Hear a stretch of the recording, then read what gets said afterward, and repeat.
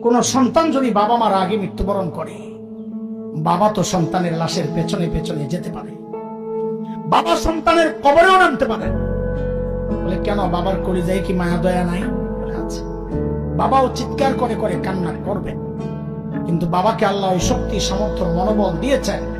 বাবা সন্তানকে দাফন করে শোয়া কান্না করতে করতে উপরে উঠতে পারবেন, ওই শক্তি আল্লাহ বাবার দিয়েছেন। কিন্তু কোন মায়ের জন্য সন্তানের লাশের পেছনে যাওয়া চলবে না, কোন মায়ের জন্য সন্তানের কবরে নামা চলবে না। কেন, দুনিয়ায় এমন কোন মা নাই যে সন্তানকে দাফন করার জন্য কবরে নেমে সন্তানকে শোয়া দিয়া ওই মা আবার সুস্থ অবস্থায় উপরে উঠবেন, এমন কোন মা নাই। সন্তানদের শোয়া নিজ লাশ হইয়া শুয়া পড়বে। আরে ভাই, একটু জানতে চাই, এই যে মার কলিজা এত দরদ, এত মমতা, এত মায়ার ভালোবাসা, কারণটা কি বলেন তো? মা আমার দুই চোখের এক চোখ বানাইছেন সেই জন্য, মা আমার একটা কান বানাইছেন সেই জন্য, মা আমার একটা হাত বানাইছেন সেই জন্য। আচ্ছা একবারে বলে ফেলেন না, মা আমার শরীরের কি বানাইছে? কি বানাইছে বলেন, বলেন কি বানাইছে? কিছুই বানান নাই, কিছুই বানান নাই।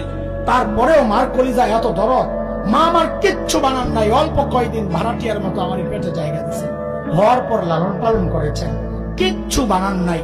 তাতেই মার কলিজা এত দরদ আর মায়ার মমতার ভালোবাসা, কিচ্ছু বানান নাই। তারপরেও তাইলে যে আল্লাহ আমার চোখ বানাইছেন, ওই আল্লাহর কত, যে আল্লাহ আমার হাত পা বানাইছেন, ওই আল্লাহর কত, যে আল্লাহ আমার এত এত নিয়ামত দিয়া বাঁচায় রাখছেন, ওই আল্লাহর কত নয়।